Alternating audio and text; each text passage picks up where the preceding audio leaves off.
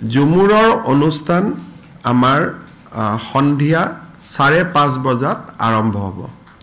যিসকল দৰ্শক বা যিসকলে পাছ লৈছে ৰেজিষ্ট্ৰেশ্যন কৰিছে তেওঁলোকে 3:30 বজাত আমাৰ সৰু সজাইত প্ৰৱেশ কৰিব লাগিব, কাৰণ প্ৰধানমন্ত্ৰী অহাৰ পৰিপ্ৰেক্ষিতত নিৰাপত্তাৰক্ষীৰ চেকিং আদিত কিছু সময় লাগিব। তৃতীয়তে প্ৰধানমন্ত্ৰী ডাঙৰীয়া ইয়াত জুমুৰত আহি উপস্থিত হোৱাৰ লগে লগে প্ৰথম প্ৰধানমন্ত্ৰী ডাঙৰীয়াই সৰু সজাই ষ্টেডিয়ামৰ চাৰিওফালে ঘূৰি এখন আমি বিশেষ গাড়ী বনাইছোঁ, গোটেই আমাৰ ল'ৰা ছোৱালীখিনিক মাথাৰ দিব আৰু ষ্টেডিয়ামত থকা দৰ্শকসকলকো অভিবাদন জনাব।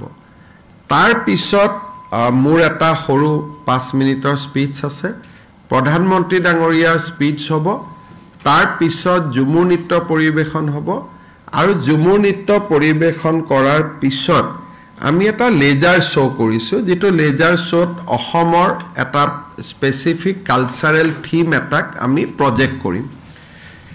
এইখিনিত আমাৰ গোটেই কাৰ্যসূচীটো সামৰণি মাৰিব। এই কাৰ্যসূচীটো চাবলৈ আমাৰ প্ৰথম গেষ্ট হিচাপে আপোনালোকে জানে যে বৈদেশিক পৰিক্ৰমা মন্ত্ৰী জয়শংকৰ আহিব, আমাৰ সৰ্বানন্দ সোণোৱাল ডাঙৰীয়া থাকিব, পবিত্ৰ মাৰ্ঘেৰিটা থাকিব।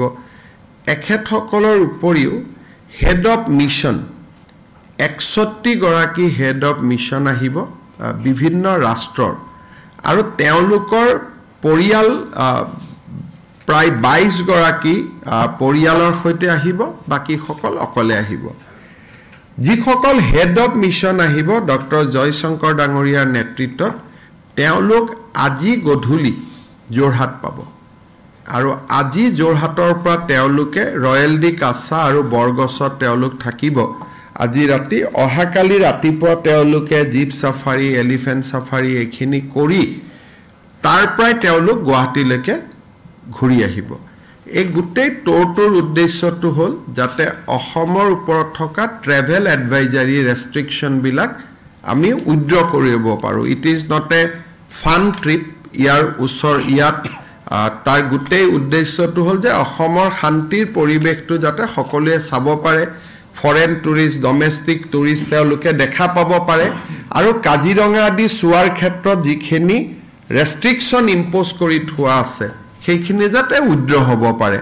আপোনালোকক ইতিমধ্যে কৈছোঁ যে অষ্ট্ৰেলিয়াই ইতিমধ্যে এই ৰেষ্ট্ৰিকশ্যনবিলাক উইথড্ৰ কৰিছে।